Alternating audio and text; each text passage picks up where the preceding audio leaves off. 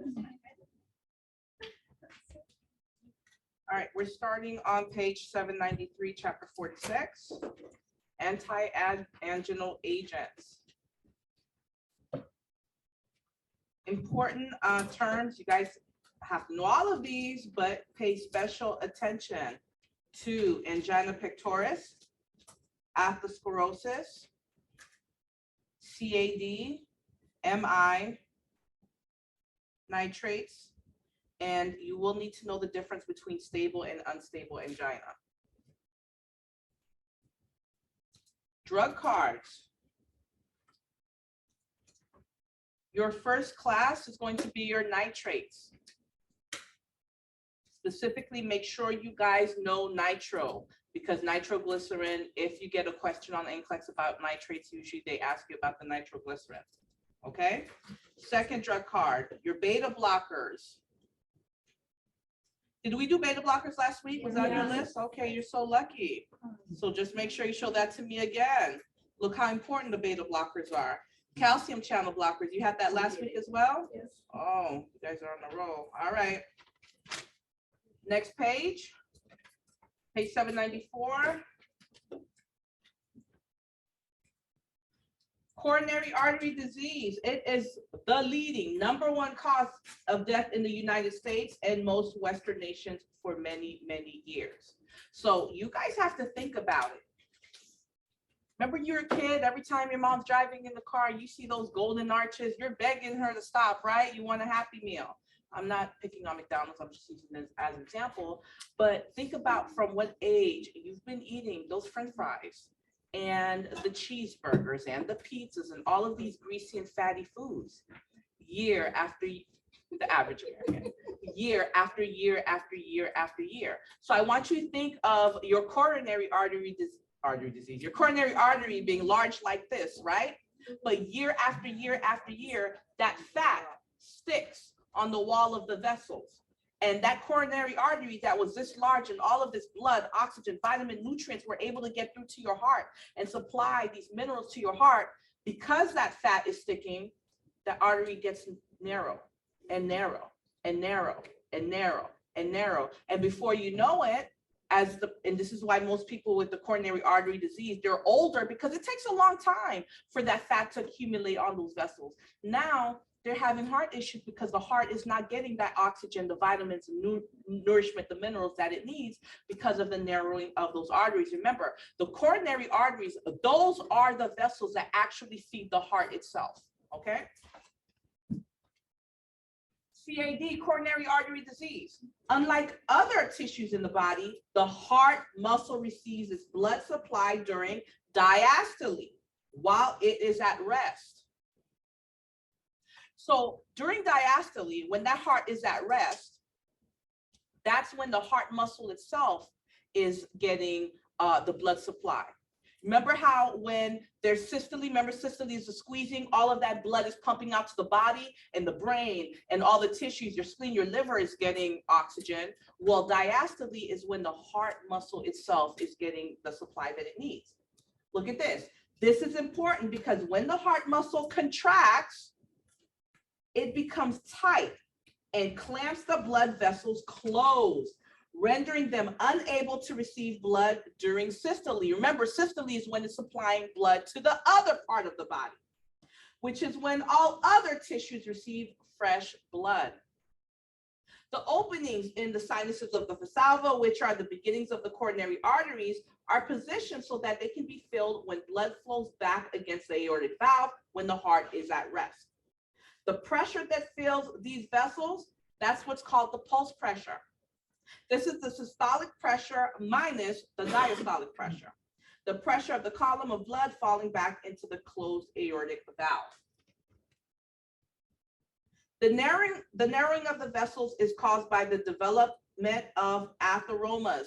That atheromas, those are fatty tumors in the intima of the vessel. That intima, they're talking about that inner lining, guys, okay?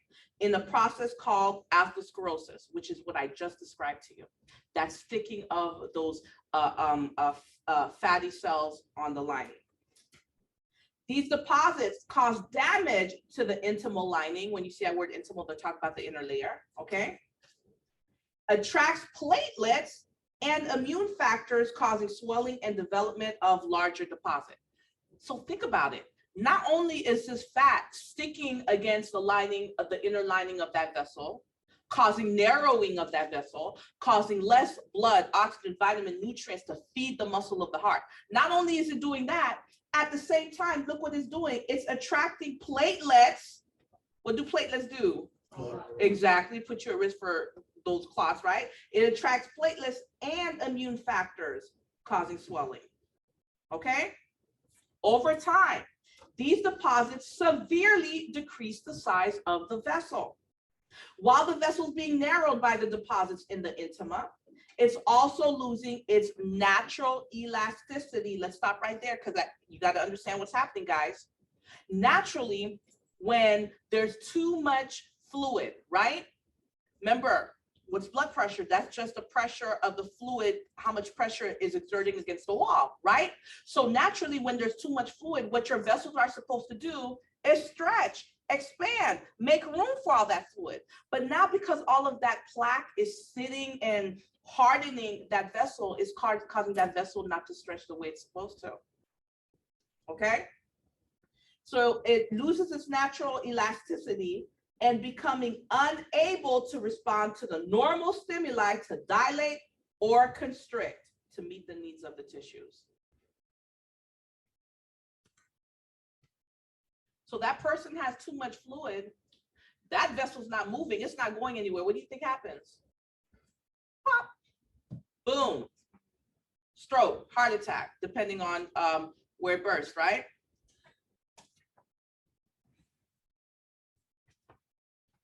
Page 795.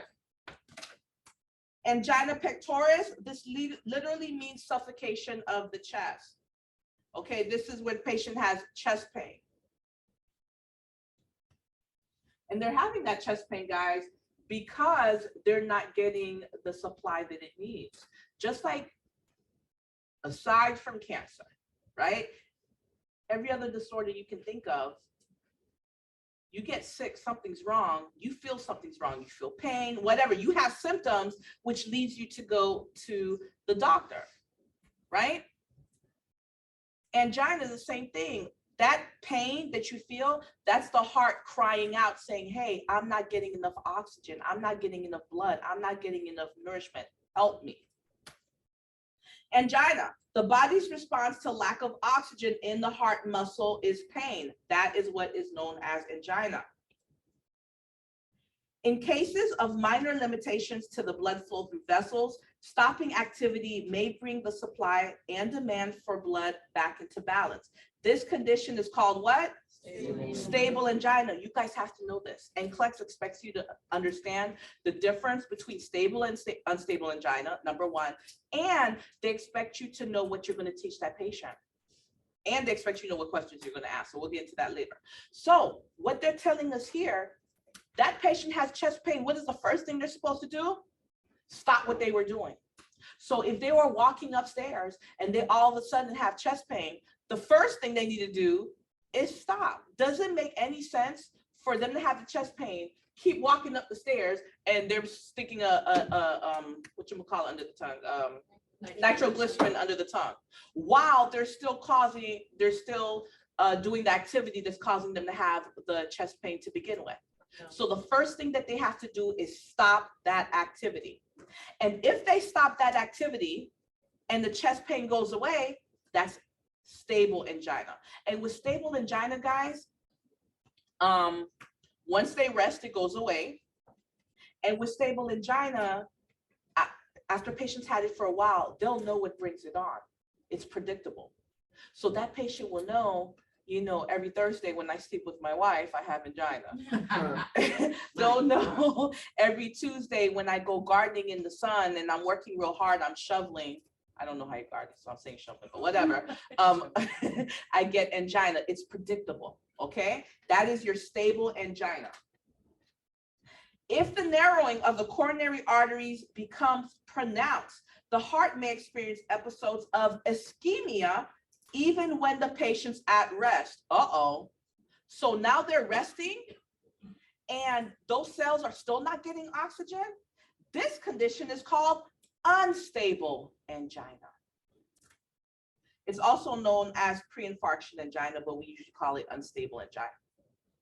Although no damage to the heart muscle occurs, the person is at increased risk for complete blockage, as an MI, of blood supply to the heart if the heart needs to work harder or the oxygen demand increases.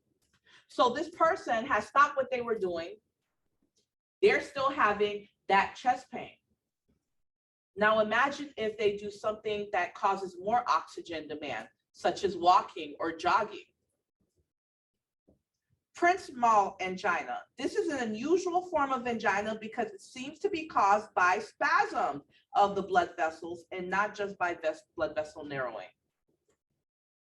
So you guys see the difference between the three? Okay.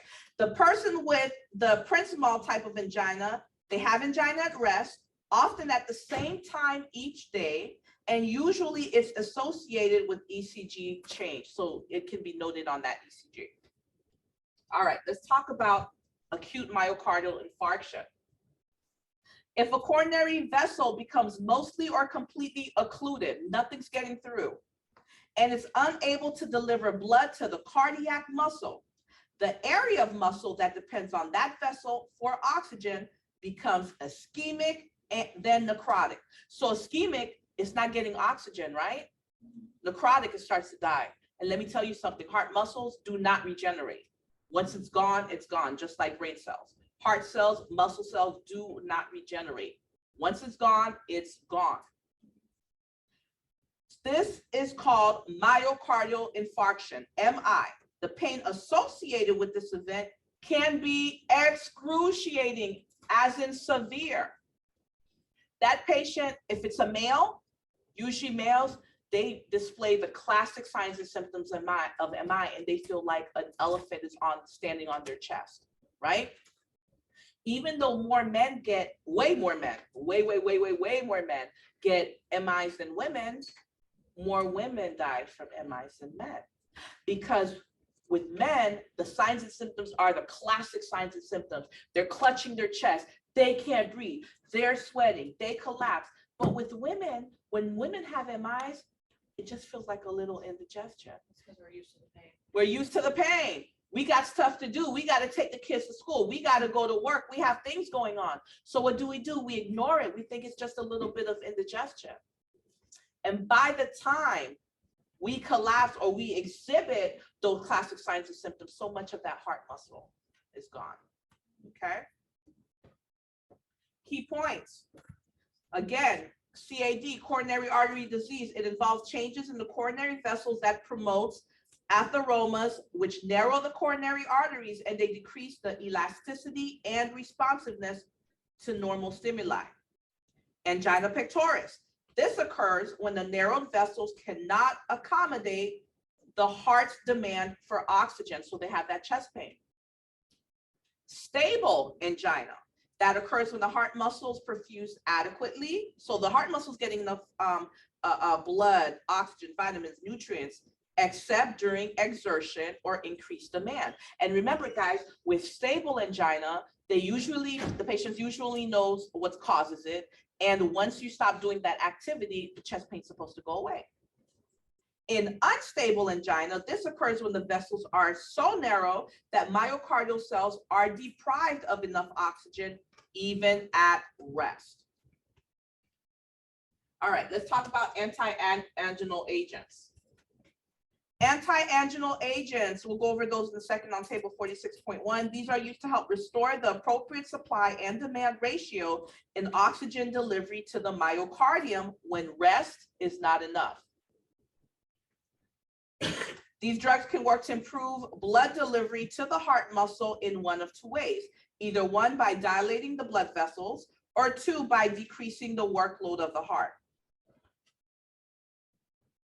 Nitrates, beta-adrenergic blockers, calcium channel blockers, and piperazine acetamides are used to treat angina.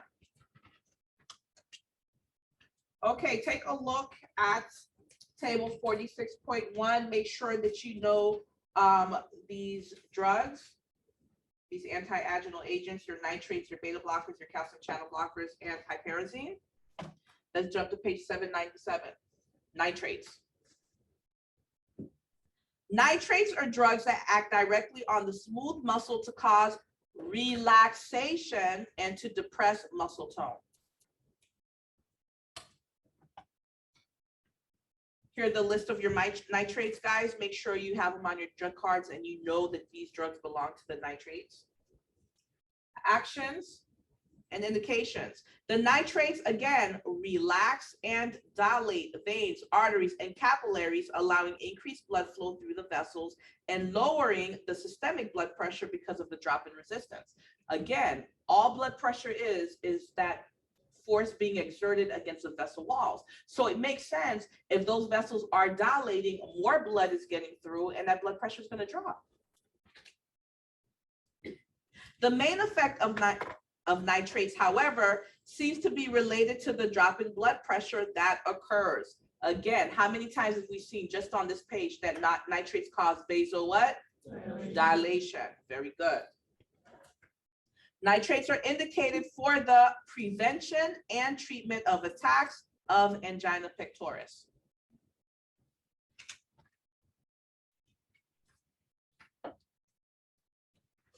Pharmacokinetics, you guys know I really don't go over that much, but if I talk about it, it's important to know. Pharmacokinetics of nitrates, you need to know this. Nitroglycerin is available as sublingual, translingual spray, so sublingual tablets, translingual spray, IV solution given both bolus or infusion, and transdermal patch. You need to know those different forms. Box 46.3, sublingual, transbuccal, and transdermal administration of nitroglycerin. You see how already they gave you the ways that it's given in text? Now again in box, do you think that's going to be important for you guys to know? Okay. So sublingual administration. The patients often prefer this route because, this route of administration.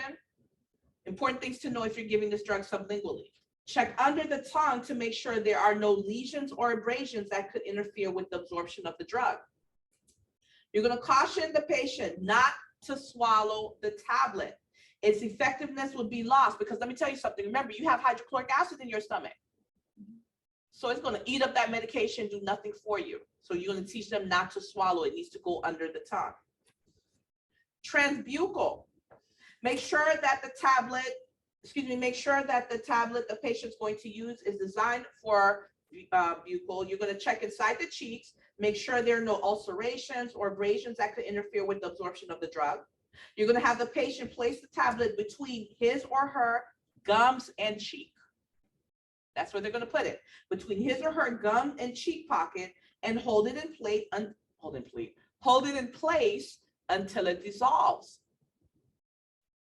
Caution them again not to swallow it. If they swallow it, that drug is not going to be effective at all because of the hydrochloric acid in your stomach. Transdermal administration. Even if it seems like common sense, it's important to teach patients to remove old transdermal system. This is an NCLEX question. You guys better know this. And to wash the area before placing new system. I told you about all those nurses in Miami that got fired with that case. Did I tell you that? Oh my goodness. It was a nursing home and a patient was getting the nitro, it was transdermal. He died. And he dies, a funeral home picks him up, and as they're doing whatever to the body, they call the person who was doing the embalmment. Thank goodness that person had some medical background, so because they understood what happened, and they called the police. That patient, he was like in his 80s. He had over 12 patches on him. Oh my God. So the nurse would come in, put a patch. Next nurse would come, not check him, and put a patch somewhere else. But my goodness, how could that guy have got more than 15 patches and they not see that patch not once? And aren't, you know, in the nursing homes, they're getting a bath once, maybe twice a week. So how? It caused lots of nurses lost their license. That place ended up getting shut down because everyone that was involved in the care, think about it.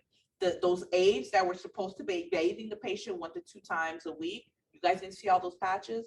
Was the patient really getting bathed? The wound care nurse that was supposed, because there was a wound care nurse that was supposed to be doing a wound care on that patient, how do you not see all the, it was just a mess. So as a nurse, before you put that patch on your patient, you better check them, okay?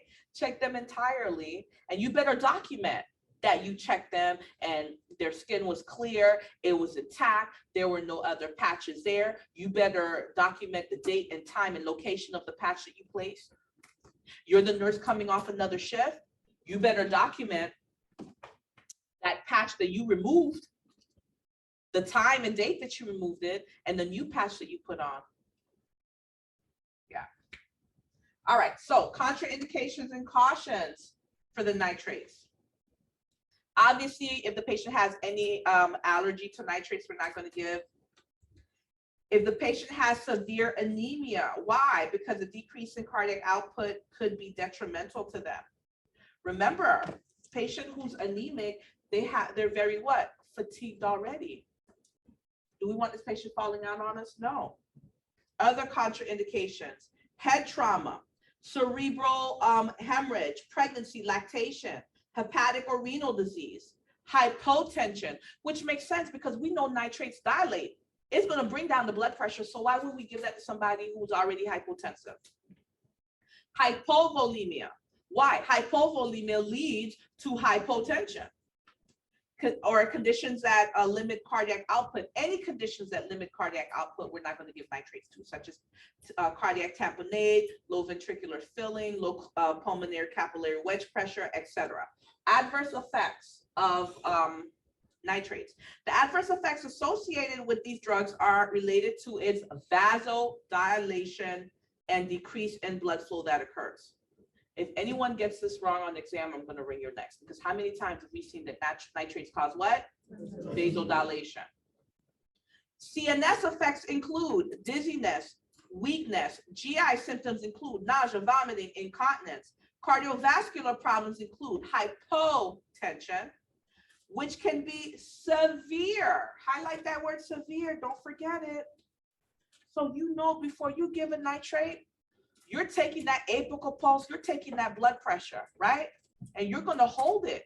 If you see that blood pressure is less than 90/60, you know your parameters.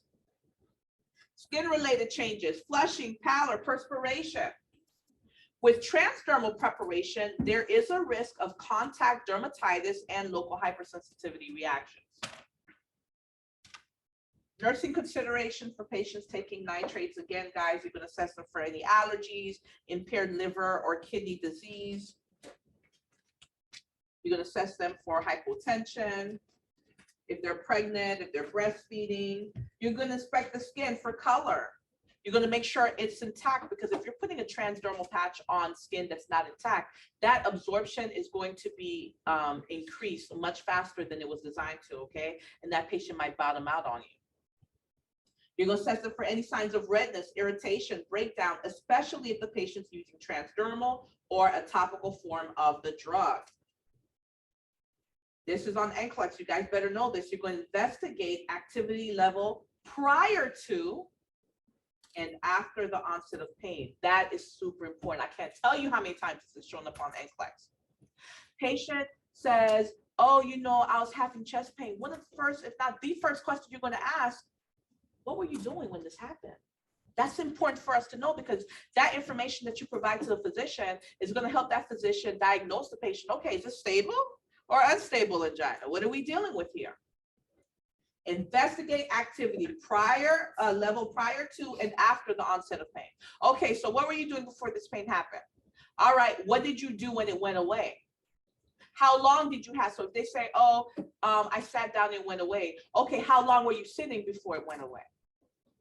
Make sure you know that. Implementation rationales, lots of NCLEX questions here. You're going to have the patient lay down or sit down prior to administration. Remember, there's a risk of low blood pressure causing the patient to feel lightheaded or dizzy or even pass out. You don't want that to happen. Give sublingual preparations under the tongue or in buccal pouch, and you're going to encourage them not to swallow. Ask the patient if the tablet fizzles or burns. Guess what? It's supposed to fizzle or burn.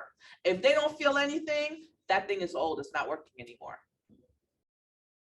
And this has shown up on NCLEX so many times that the patient takes it under their tongue and they say, oh, it's burning. What do you do? And one of the choices is, you know, notify the doctor that this medication, you know, that you need a new med. No, it's supposed to do that. That's what lets you know it's working. It indicates potency. Okay. Instruct the patient that sublingual dose may be repeated. Very important. In how long? 5 minutes. In 5 minutes, if relief is not felt for a total of 3 doses. So here's how it works. I'm gardening. I get the chest pain.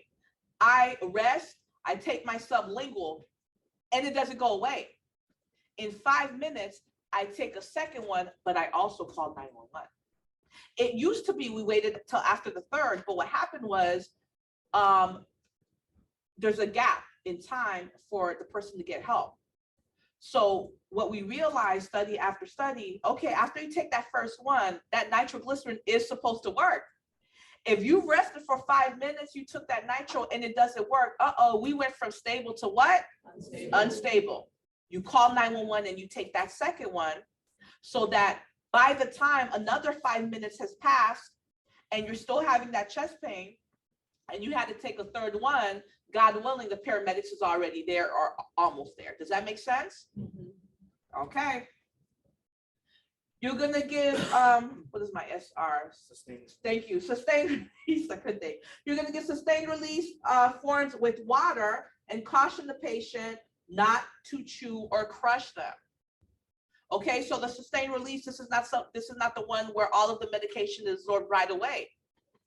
It's absorbed, it takes time, right? So they're not going to chew, they're not going to crush it.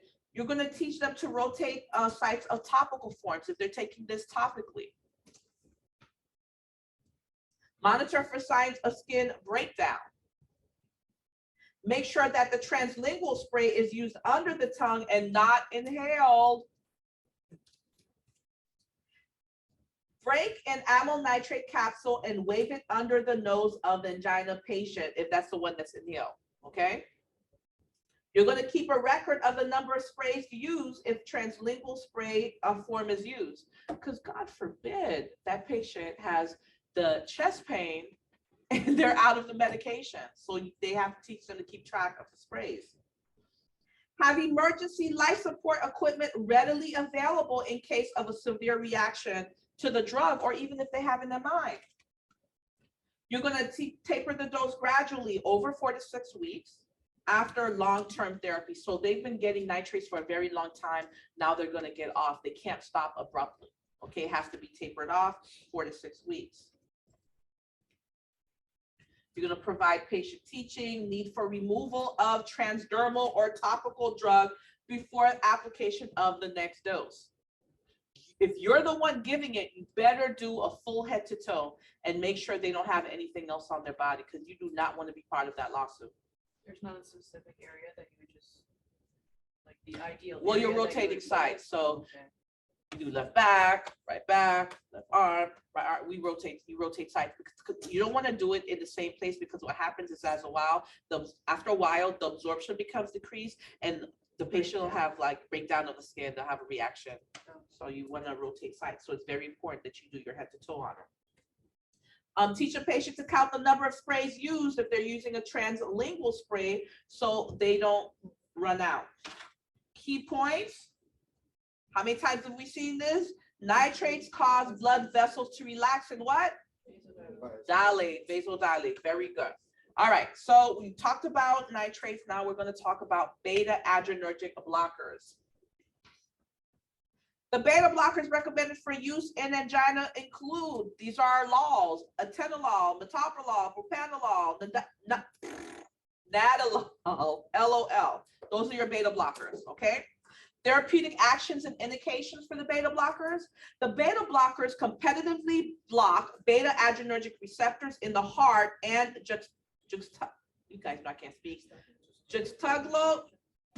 glomerular apparatus, thank you, decreasing the influence of the sympathetic nervous system. Remember, guys, the SNS squeezes, speeds things up. So what does this do? Smooth things down. Okay. Page 803.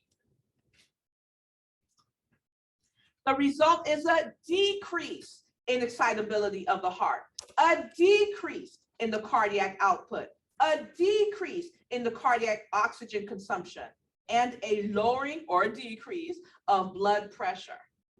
That's what the beta blockers do. It brings everything down. They are indicated for the long-term management of angina pectoris, that chest pain, that's caused by atherosclerosis, all that fat sticking against the vessels, narrowing the lumen. Beta blockers are not indicated for the treatment of principal angina because they could cause peripheral ischemia and exacerbate the vasospasm due to blocking of beta receptor sites. Because remember, guys, the principal angina, it's not caused by atherosclerosis, it's caused by the spasms. So you're not going to give a beta blocker to a patient that has principals. You're going to question that order. Propranolol and metoprolol can also be used to, and this is important, guys, to prevent reinfarction in stable patients 1 to 4 weeks after an MI. So they've already had their first heart attack. They've had an MI, but they can get propranolol or metoprolol to prevent them having a second one. Okay? Contraindications and cautions. The beta blockers are contraindicated in patients with bradycardia. Why? Because remember, it slows everything down, including the heart rate. So why would you give this to somebody who already has a slow heart rate? So before you give that beta blocker, you're going to check that pulse, right? Are you going to give this medication if that pulse is 60 or lower? No. You're going to withhold and call the doctor. If they have heart block and or cardiogenic shock, if they're pregnant, if they're breastfeeding. This is important. NCLEX asks about it, and it's usually a select all that applies. Pay attention. Caution should be used in patients with diabetes, peripheral vascular disease, asthma, COPD, or thyrotoxicosis. And usually when NCLEX asks about this, it is a select all that applies, so you better know all of them. Adverse effects.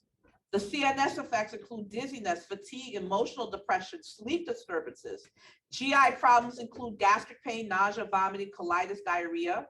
Cardiovascular effects include heart failure, which is why you're not going to give this to a patient already has heart failure, right? Reduced cardiac output or arrhythmias. Respiratory effects, bronchospasm, dyspnea, cough. Decreased exercise tolerance and malaise are also common complaints. Drug-drug interactions of the beta blockers. A paradoxical hypertension. Let's stop right there. Remember that word paradoxical means ironically. When you see that word paradoxical, I want you to think ironically, because paradoxical is giving the opposite effect of what we're expecting to happen. How ironic is that? So with the beta blockers, a paradoxical hypertension occurs when clonidine is given with beta blockers. Because beta blocker is supposed to lower the blood pressure. But if you give a beta blocker with clonidine, that patient's going to get high blood pressure. So are we going to give a beta blocker with clonidine? No. And an increased rebound hypertension with clonidine, withdrawal can occur. So not only can clonidine with the beta blocker cause the blood pressure to go up, once you remove that clonidine, that patient can have rebound hypertension. So let's stay away from clonidine with the beta blockers. This is on NCLEX, you need to know it. A decreased antihypertensive effect occurs when beta blockers are given with NSAIDs. You don't give beta blockers with NSAIDs because that beta blocker is not going to be as effective and it's not going to bring down that blood pressure like you want it to. By the way, is Tylenol an NSAID? No. Very good. Very good. It has antipyretic properties. It has analgesic properties, but no anti-inflammatory properties. All right, page 804. There is also potential for change in blood glucose levels if these drugs are given with insulin or anti-diabetic agents. You guys better know that. And the patient will not have the usual signs and symptoms of hypoglycemia or hyperglycemia to alert him or her to potential problems. I can't tell you how many times this has popped up on NCLEX. The thing is, those beta blockers, they mask those signs and symptoms. All right, let's switch gears. So we talked about nitrates, we talked about beta blockers. Now let's talk about calcium channel blockers. Do you guys need a break or are you good? Mm-hmm. Okay. Calcium channel blockers include, here goes the list. Make sure you guys know them. Notice that most of them end in your P's and you have your verapamil. Make sure you know that these drugs fall under the calcium channel blockers. Therapeutic actions and indications. Calcium channel blockers are indicated for the treatment of principal angina, chronic angina, effort-associated angina, and hypertension. Contraindications and cautions. Obviously, if they have any allergy to calcium channel blockers, if they're pregnant, if they're breastfeeding. Caution should be used with heart blocks, sick-sinus syndrome, renal hepatic dysfunction, heart failure. Adverse effects of calcium channel blockers. Dizziness, lightheadedness, headache, fatigue. GI effects, nausea, hepatic injury, cardiovascular effects, hypotension because it brings down the blood pressure. Bradycardia brings down that heart rate. Peripheral edema, heart block, and skin effects include flushing and rash. Let's talk about drug-drug interactions. Potentially serious effects to keep in mind include increased serum levels and toxicity of cyclosporine if they're taken with diltiazem, and increased risk of heart block and ditch toxicity if they're combined with verapamil. So be sure you know those drug-drug interactions. Verapamil's also been associated with serious respiratory depression. That's important.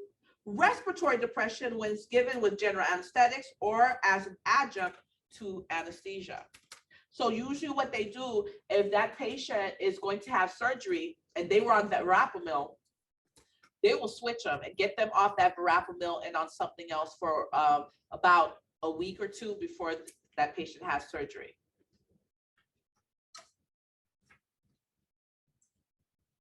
Okay, nursing considerations for patients receiving calcium channel blockers. Again, you're going to assess them for any allergies, liver, kidney dysfunction, heart block.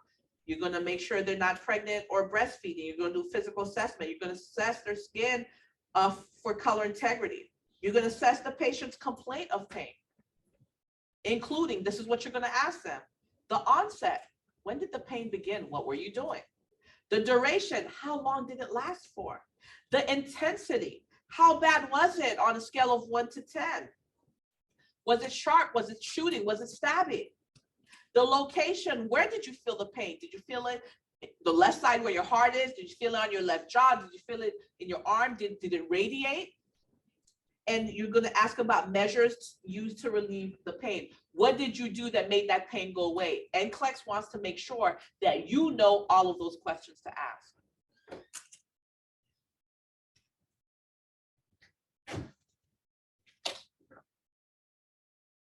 You're going to investigate activity level before and after the onset of pain. Now notice this right here where I put NCLEX, guys. Didn't we see this a good 2-3 other times on other pages? All right. You're going to assess cardiopulmonary status closely, including the pulse, rate, blood pressure, heart rate, and rhythm. You're going to do an ECG as ordered, monitor their respirations, and auscultate the lungs. You're going to monitor lab test results, including liver and kidney function. Page 806. You're going to monitor the blood pressure, cardiac rhythm, cardiac output. Provide comfort measures, which include small but frequent meals, environmental controls. Make sure that room's not too hot. Make sure the lighting is good, but it's not too bright. You're gonna maintain control. Make sure there's not too much noise. You're not gonna have the type of patient right next to the nurse's station where the family members are doing the most, doctors are giving orders, the phone's going off. No, you're gonna have them at the end of the hall where it's nice and quiet. You're not gonna put them in a room with a patient that's bipolar manic or a patient that has hyperthyroidism, right? The patient that's going to talk a mile a minute? No, because they need quiet.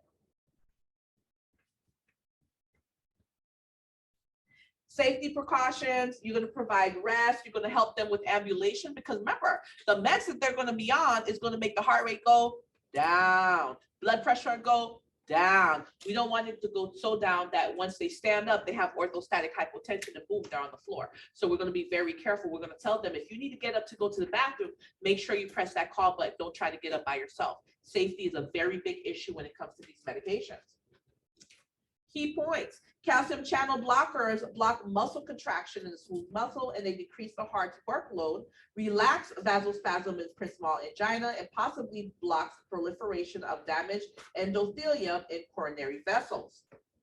Patients on calcium channel blockers need to be monitored for signs of decreased cardiac output and response, including slow heart rate, hypotension, dizziness, and headache. Because remember, guys, sometimes those medications can work a little bit too well and it causes a different type of problem. Summary: angina pectoris, or also known as suffocation of the chest, that's the chest pain the patient has. And the different types of angina include stable, unstable, and Prince-Mall. MI occurs when a coronary vessel is completely occluded. That heart muscle is not getting any oxygen, vitamins, nutrients, nada. Nitrates cause what? Vasodilation. Very good. Nitroglycerin is the ding, ding, ding drug of choice. It is the drug of choice for treating an acute anginal attack. Whenever you see drug of choice, make sure you put a star or you highlight that. Beta blockers prevent the activation of the sympathetic receptors, and we know sympathetic speeds everything up. So since the beta blockers block that speeding, it does what? Slow everything down. It brings everything down. It also decreases the demand for oxygen. Calcium channel blockers, they block muscle contractions in the smooth muscle. We talked about that already. The newest drug approved for the treatment of angina is piperazine acetamide. It prolongs QT intervals. It does not slow heart rate or blood pressure, but it decreases myocardial oxygen demand. So for that time that we're having trouble getting the oxygen to the heart muscles, the demand for it will not be as high. It decreases that demand. All right, guys, take a 10-minute break. You need 10 or just 5? 10. All right, take a 10-minute break and we'll start on the next chapter.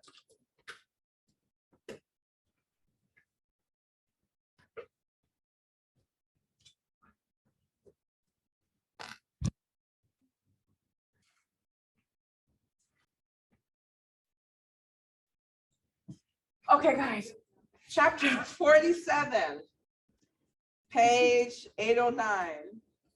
I'm gonna get you clear. Okay, guys, make sure you guys have to know all of these, right?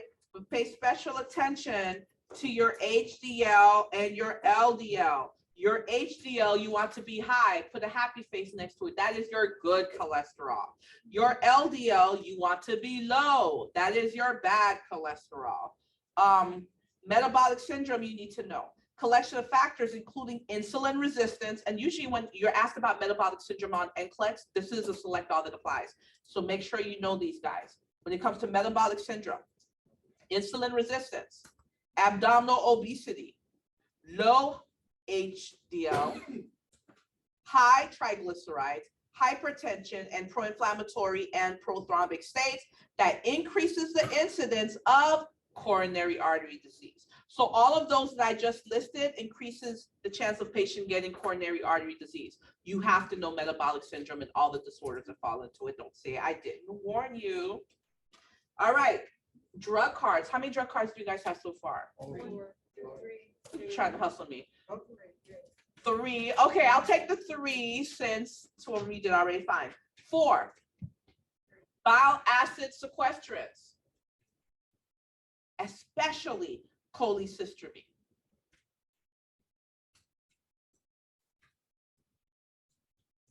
Number 5? 5. Your HMG-CoA reductase inhibitors. These are your statins. Look how they all ended statin.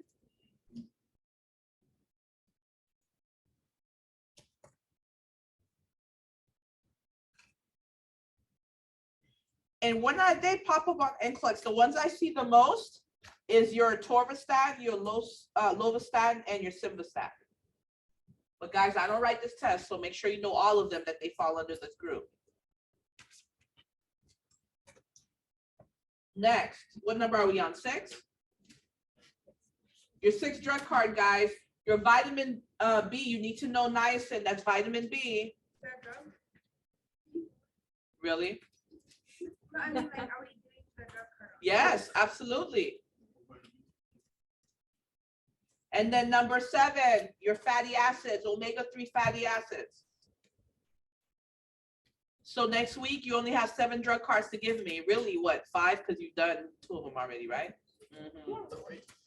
3, look at that. All right, guys, let's start. Page 810. The drugs discussed in this chapter lowers the serum levels of cholesterol and various lipids. These drugs are sometimes called hyperlipidemic agents, and they're used to treat hyperlipidemia.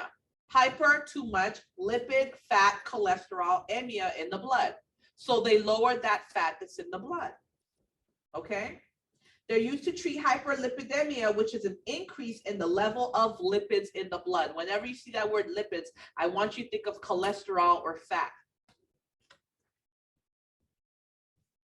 Lipid and triglyceride levels play a role in metabolic syndrome. Remember metabolic syndrome? I told you, on NCLEX, you better know all those disorders that can lead to it. Okay?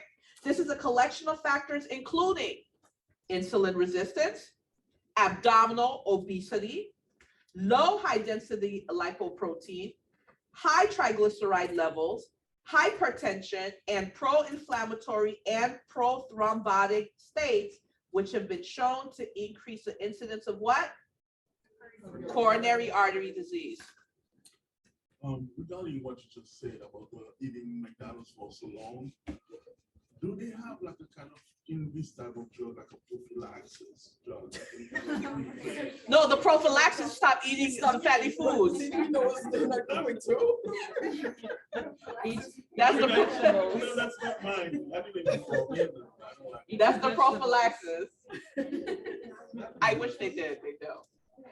All right, guys, coronary artery disease is characterized, guys, it's important stuff you need to know. I got my license, I'm trying to help you get yours. Coronary artery disease is characterized by the progressive growth of atheromatous plaques or erythemas in the coronary arteries. Now, there's one word here that sticks out to me that I want you to see. What kind of growth? Progressive. So it's not something that happens overnight, okay? But it's something that happens, and as it's happening, it becomes more and more, or worse and worse, I should say.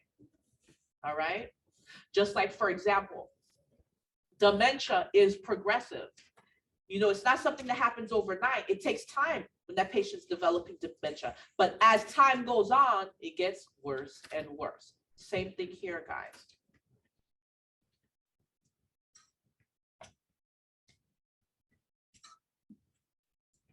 As the vessel thickens, it becomes less distensible and less reactive to many neurological and chemical stimuli that would ordinarily make those vessels dilate or constrict.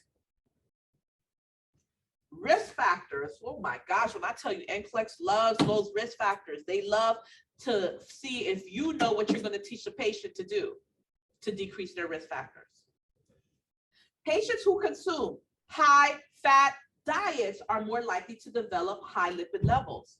So already we know one of those risk factors is eating foods high in fat. So you're going to teach a patient to reduce intake of foods high in fat. Metabolic syndrome occurs when a patient has several risk factors. This is like the third time we're seeing this, guys. Increased insulin resistance, high blood pressure, altered lipid levels, and pro-inflammatory and prothrombic state, which seems to increase the risk of coronary artery development dramatically. And that makes sense because if you're making all of these platelets that want to stick together on the lining of the vessel, and remember that by itself, the fat sticking on the vessel causes an immune response, causes that inflammatory state. It makes sense. Look at this, guys, table 47.1. Clinical aspects of metabolic syndrome. The parameter and significant values. You need to know this. By the way, you know how you have to memorize your lab values, which you guys do, and you have to understand what it means when something's high versus when it's low? On the 3 case studies and 18 questions that you're going to get on the next generation NCLEX, if you take it, they give you your parameters, but only for those. So for example, if you're taking that new next generation NCLEX, you're still going to have like the minimum. You're going to have 52 of your normal NCLEX questions that you guys have always had. You're going to have 52 of those, right? Then you're going to have 18 of that new next generation. And that 18, where they give you the case studies, they give you the parameters. But the thing is, if you're taking your test, what if you don't have those case studies until like those are your last 18? That's not going to help you, right? So you need to know your parameters. If you were one of the lucky ones, you had it at the beginning, you know how you're allowed to write things down once you're testing, you can write it down, but you don't know when you're going to get it. So make sure you know your parameters. But that is a good thing. That's a new change with those case studies. At least they give you the parameters, and that's the least they can do, because you have a whole book you're going to have to read. They give you a huge scenario of stuff going on. Anyway, let's take a look at these parameters. Insulin resistance, remember that's part of metabolic syndrome, right? So their fasting blood sugar is more than 110. Remember, your blood sugar is supposed to be, fasting is supposed to be 70 to 110. Theirs is more than that 110. Abdominal obesity. Their waist measurement is more than 40 in men, and for women, more than 35. Lipid abnormalities. Remember, the HDL, that H stands for high. We want it to be high. And the LDL, that L stands for low. We want it to be low. Well, in these people, the HDL, which we want high, is low. It's less than 40 in men, less than 50 in women. And the triglycerides, which we want to be low, is high. It's more or equal to 150. Hypertension. Remember, your normal range, 90 to 60 to 140 over 90, I think that's your book. What these people, blood pressure is more than 135 over, 130 over 85.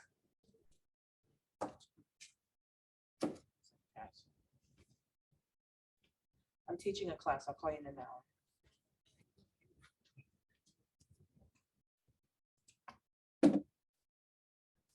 Pro-inflammatory state. Increased macrophages, increased levels of interleukin-6 and tumor necrosis factor. And for a prothrombotic state, increased plasmagen activator levels. Make sure you know this table. And make sure you know this. Box 47.1, lots of questions come from this. You have to know the modifiable versus non-modifiable risk factors to teach your patient, okay? So let's talk about the unmodifiable risk factors. Risk factors that patients would have for coronary artery disease, but it's not their fault. There is nothing that they can do to change it. What are those unmodifiable risk factors? Genetics. Coronary artery disease is more likely to occur in people who have a family history of the disease, especially if the disease occurs in relatives that are younger than 55 years of age. Something else that you have no control over is age. The incidence of coronary artery increases with age, because the older that you get, the more time that you've had to eat that crappy food and for that grease and fat and all that stuff to stick on that inner lumen, right? Gender. You can't control how you were born. Men are more likely than premenopausal women to have coronary artery disease. Notice I said premenopausal women. Why? Because before menopause, women still have a high level of what? Estrogen. And remember that estrogen has so many protective factors. However, the incidence is almost equal in men and postmenopausal women, possibly because of the protective effects of estrogen.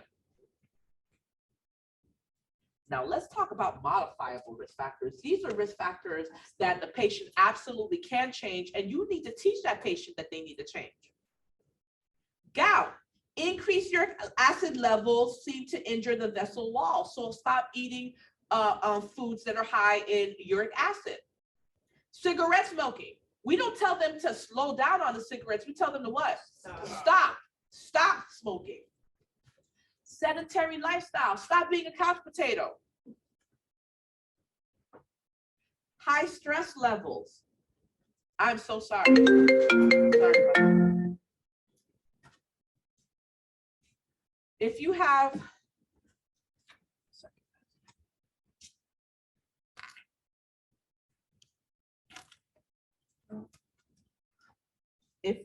a job or a relationship or whatever that is seriously stressing you out, you better do something about it. Go get counseling, something, right? Because high stress level contributes to coronary artery disease. Hypertension, all that force is being exerted on the vessel walls.